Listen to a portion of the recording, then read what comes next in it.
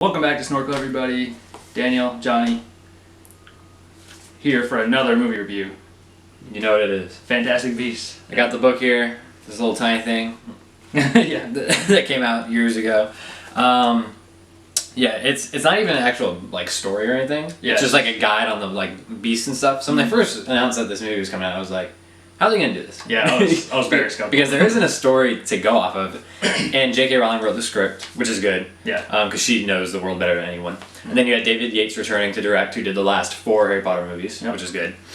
And then you got a good cast with Eddie Redmayne, Ezra Miller, Colin Farrell, a bunch of good people, and it takes place in the 1920s in New York City, which is a way different setting from the original movies. Yeah, so right off the bat, I was not expecting a whole... I was expecting a lot from the movie, but I wasn't sure because we had literally no source material to go off of. Yeah, that's true, yeah. Because you know what you're getting with the Harry Potter movies, so with this one I was like, okay, it's going to be in that universe, but when you start doing movies like this, it starts getting off in these weird areas. Yeah. It's not the same. But this was the same, but it was just different, and it was really good. I love this movie. Yeah, I really liked it. Yeah, I had a blast. Like you said, I went in kind of skeptical. I had watched a couple of the trailers, but I didn't watch too much of the promo stuff. Yeah. So I didn't know too much about the story. And man, this thing takes off, and it's like, holy shit, I'm back in the wizarding world, and I'm happy to be back. It's been years. So yeah, they jump right into it. They get right in with Eddie Redmayne and his Newt Scamander. Right? Yeah, he arrives at the very beginning. He arrives in New York City, and he has a bit of a MacGuffin almost, which is his case full of monsters, the beasts, and that plays a part in the story that we won't really spoil. But he runs into a couple different characters once he shows up. Yeah, so the first third of the movie was not as magical as I wanted it to be. When the first Harry Potter movie is just that movie. It's kind of similar in that respect. You kind of the first Harry Potter movie, Sorcerer's Stone, is just so good, and you literally get the feels right when you watch it because you're just oh, this is Harry Potter. Yeah. But with this one, you knew what you were getting already, and I just didn't feel that But once the movie took off, I was like, oh my god, this movie is so damn. This is so awesome. Regardless of the Harry Potter stuff, this was just a good movie. Yeah, the story, J.K. Rowling knocked it out of the park with the script. The story is really interesting. There's a lot going on, but it makes sense, and the writing is nice, and it does a good job balancing drama with lightheartedness and action, which was good, and it fit perfectly. Every part of this movie just kind of worked. The beginning I said was kind of off a little bit in my opinion, but the story was there. They introduced the characters and they got you going. And oh man, Eddie Redmayne did a good job. He's a meek, kind of weird guy. He's kind of a loner, and then when he gets to New York, he's thrown into the situation where he has to deal with all these people. And Kowalski. Kowalski is this muggle, or no magi is that what they call him? Yeah, no. In North America, where he obviously can't do magic, he's just a regular person. And he ends up having to kind of partner with him based on some things that happen, and he's so funny. This guy hasn't been in any good movies. I looked at his IMDb, and he kills it in this movie. So I hope he does gets more stuff. But there's also... I can't remember the name of the actress, but the character's name's Tina. She works for the ministry there, kind of. Colin Farrell is Percival Graves, and he is an Auror, I think, for their ministry, and he is up to no good. Let's just say that. Yeah. So this movie, we don't want to spoil anything. Yeah. It's awesome. The last third of the movie, the final act. Oh, shit hits the fan. Man, it's so... Yeah, I don't... Yeah, and... the performances all around I thought were really good. There was a couple of things where I was like, okay, I don't know how much... Well, now, J.K. Rowling wrote the book, so she knows what she's doing. Yeah. But there was a couple of things I was just like, okay, I didn't really see this in the Harry Potter movies.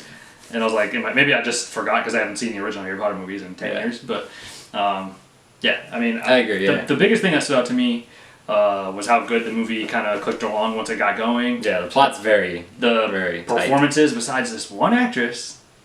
I don't even know her name because I've never seen her before.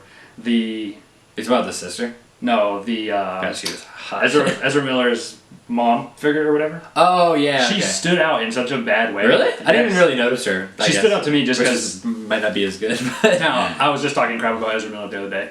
But totally wiped my ass with that now. His character in this ticks and his timing and shit are like so good. He kills it in this. And Colin Farrell actually, who doesn't get a lot of respect as an actor, he fucking was awesome in this. Yeah, too. Colin Farrell, he hasn't done anything really big in a while, and he does a great job. And particularly, I loved his scenes with Ezra Miller, his character Credence.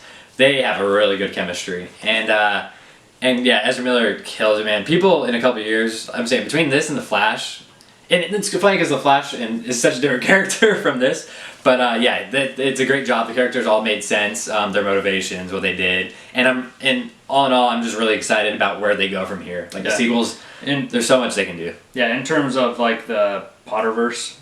Yeah. I feel like the next 2 or 3 movies is going to play a huge part because there was a couple things I saw and I don't want to ruin it. Yeah. Towards the end of the movie, I was like, okay, this could be something huge, and then there was a lot of callbacks to like the Harry Potter movies and how certain things happen. Yeah. That I want to ruin it, but I don't want to ruin it. Yeah. But if you guys see the movie, you'll feel. Yeah, you should definitely go see it. There's a lot of things that occur in both universes, which is cool. Yeah.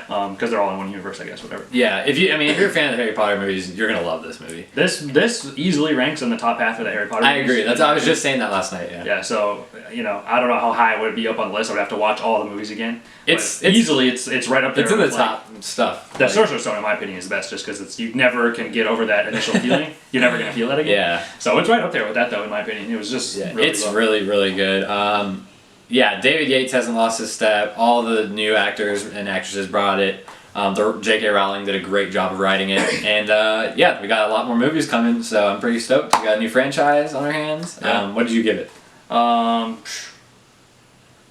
give it an 8 out of 10. Very solid. I liked it a lot. But I don't want to go over that because the first part was just a little off. It didn't have that initial magic like the Harry Potter films had. But the sequences towards the end were amazing. Yeah. The acting was really, really good. Yeah, I'm actually gonna go pretty high. This is some of the most fun I've had all year watching a movie, and it was great to be back in the Harry Potter world. So I'm gonna go with a 9. 9, okay. Yeah, it's funny. There's great action. And it was just as magical as I would have wanted it to be. Yeah, so, it was a really good movie. I definitely highly recommend it. This is the best movie that's come out since Arrival, last week. And as far as blockbusters go, though, this is the best one in a while. Yeah, easily. Definitely better to me than Doctor Strange. Oh, hell yeah. But yeah, if you want some real magic, go see Fantastic Beasts. But yeah, it's awesome. Go check it out. And this really is the last huge movie before Rogue One comes out next month. So yeah, Rogue One's coming up very soon. They have like a huge display at our local IMAX theater that you can like take a picture in, and it's freaking crazy. I'm pretty did you see stoked it? for that. I don't think I did see that. It's on the other side, but from the IMAX, so you might not have seen it. But we saw it because we saw movies on that side. Yeah, I'm excited for that. What are you expecting from that? I don't know. It's kind of hard. It's kind of hard to know. It's just like this. I think it's going to be like. It's just like Fantastic Beasts. Yeah, it is kind of. It's a spin-off. I think it's going to be action-packed. It's going to be more gritty, like a war film, which I'm going to enjoy, I think. I think it has a chance to be just as good as The Force Awakens if they really knock it out of the park. So we'll see what happens. Yeah, we'll definitely find out. We got a lot of movies coming out before the end of the year, though, and we'll be doing trailer reactions as they come. Yep. So we have a lot more stuff coming up. Go see Fantastic Beasts. It's easily one of the best movies of the year. It's really a good time at the movies. So yeah. Go enjoy it and subscribe to our channel and check out all of our other videos.